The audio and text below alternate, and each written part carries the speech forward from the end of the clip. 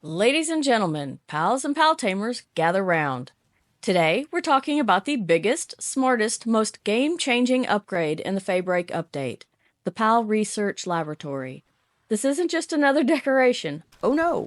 This, my friends, is where your pals go from workers to wizards. Imagine this, your base running like a well-oiled machine. Crafting, faster. Mining, stronger. Farming, smoother than butter on a hot skillet. That's what the research lab does. It supercharges everything. So let's break it down. How do you unlock this powerhouse? How do you use it? And most importantly, how do you break the game with it? Buckle up because we're diving in. To get this, we're going to unlock it at level 20. It takes 2 tech points, and it only takes 10 paldium and 10 ingots. The research lab allows pals to do advanced research on various tasks, which will lower production costs, increase base defense, and even produce additional items. You also need it to unlock the base enhancement items like the water fountain and the electric pylon and the flame cauldron and those things. We have the different work suitability tasks. We have handiwork, kindling, watering, planting, electricity, lumbering, mining, cooling, and medicine. And if you look over on the right, it shows you all the different things that you can unlock by doing this research. Things you can research for handiwork are the work speed, materials for producing armor and pal gear and weapons, the research speed of handiwork, additional sphere crafting probability, additional ammo crafting probability. You unlock the large toolbox, and you can increase your pal's base defense and attack power. When researching kindling, we can work on the work speed, the egg hatching speed, the research speed of kindling, additional cooking crafting, and additional ingot crafting probabilities. You would unlock the flame cauldron, and here you can also increase your pal's defense and base attack power. Watering research, you can do the work speed, the crop growth rate, harvest yield, research speed, additional ore crafting probability. You will unlock the water fountain, and you can again increase your pal's base defense and attack power. Planting research effects, we can work on their work speed, the crop growth rate, the research speed of planting, the harvest yield. You can unlock the flower bed and the silo, and again, you can increase your base's defense and attack power. Electricity research effects, we can do the work speed, the power storage capacity, the research speed. You can reduce your power consumption. You can unlock the electric pylon, and again, the PAL's base defense and attack power. Lumbering research effects, you can do the work speed, the expedition time, the research speed of lumbering, the expedition rewards, unlock the stump and axe, and again, the PAL's base defense and attack power. So if you do expeditions, lumbering is very important for you to research. Mining research, you can do the work speed, another one with expedition time, the research speed, and expedition rewards. You unlock the pickaxe and helmet, and again, the PAL's base defense and attack power. Medicine research effects, you can do the work speed, the research speed, which I highly recommend. It takes forever. The materials required for medicine, this is another one you desperately need to go into because the need for cavern mushrooms to make the medicine and for the research is just insane. It's so much. You would unlock the witch's cauldron and again the pal's base defense and attack power. You wouldn't put a chickpea in charge of a flamethrower, right? Same logic applies here. What I'm saying is, no matter which research you're doing, always use the highest work suitability level that you have available.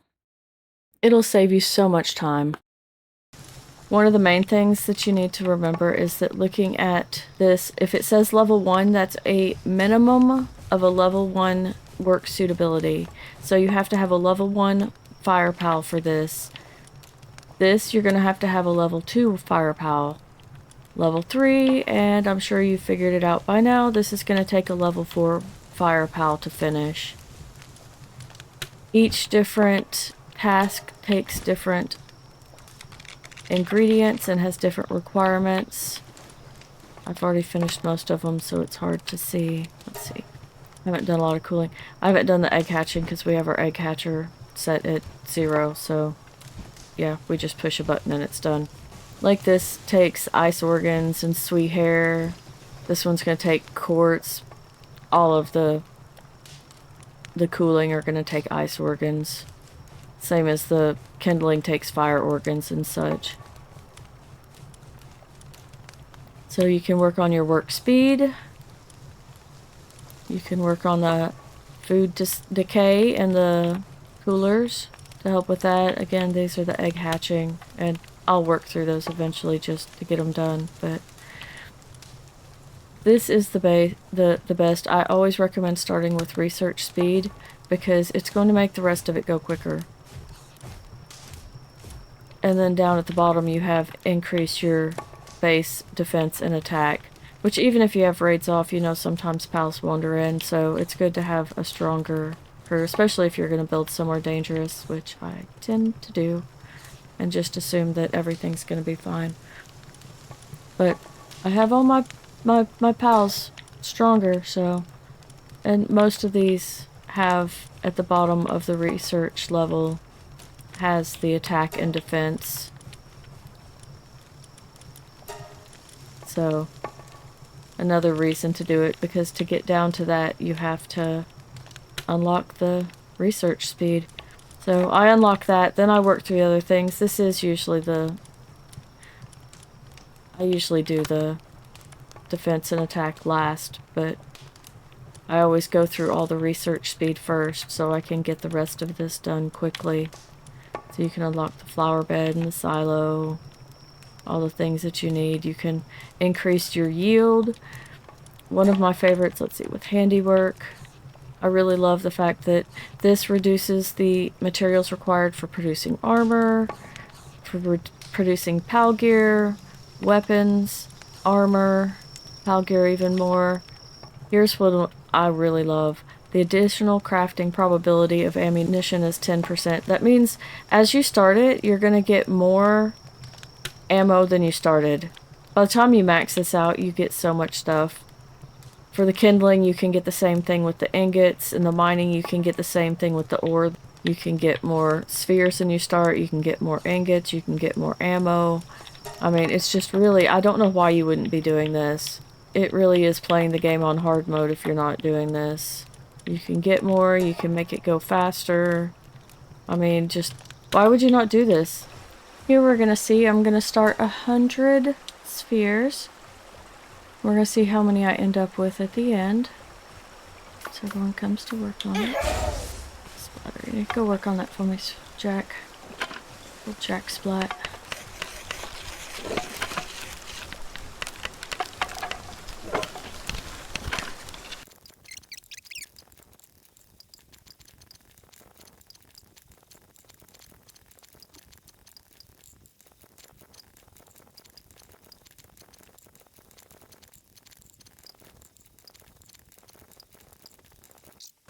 There we go. Now you see we ended up with 19 more than I started.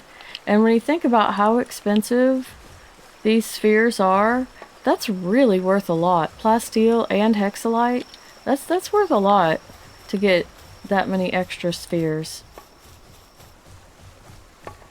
Okay, once again, we're going to start 100, which is going to be 1,000, but it goes quick.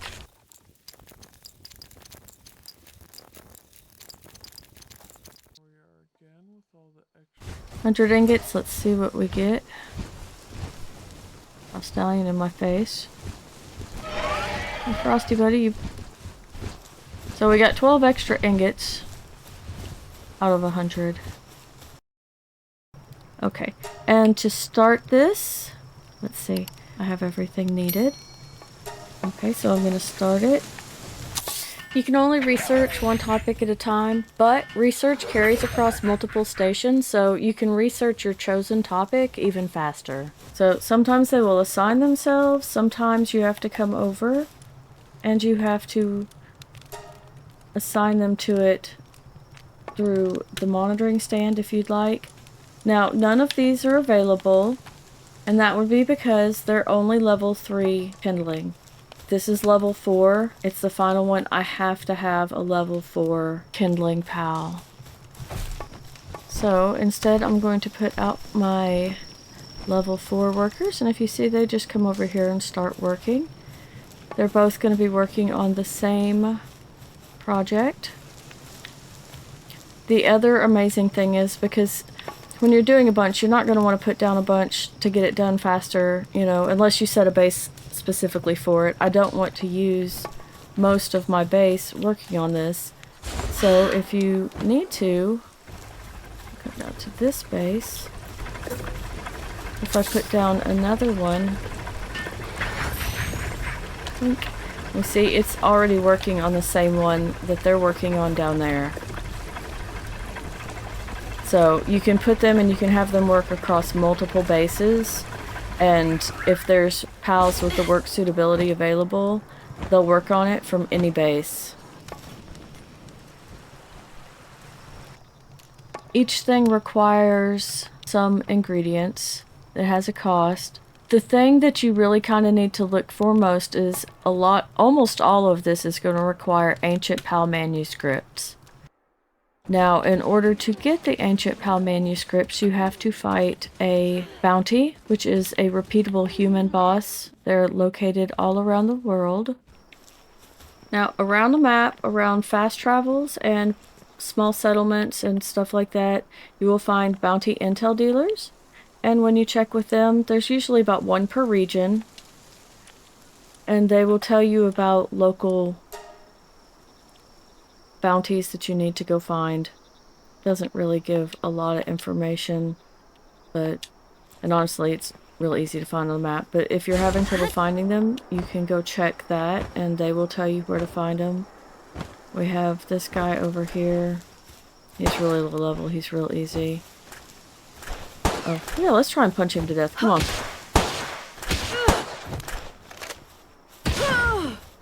And in that, you'll see that I got 5 successful bounty tokens. Now that we have our bounty tokens, we're going to go find a bounty intel dealer. Now if you look here, we also have the bounty intel dealer who will tell me about different bounties in this area.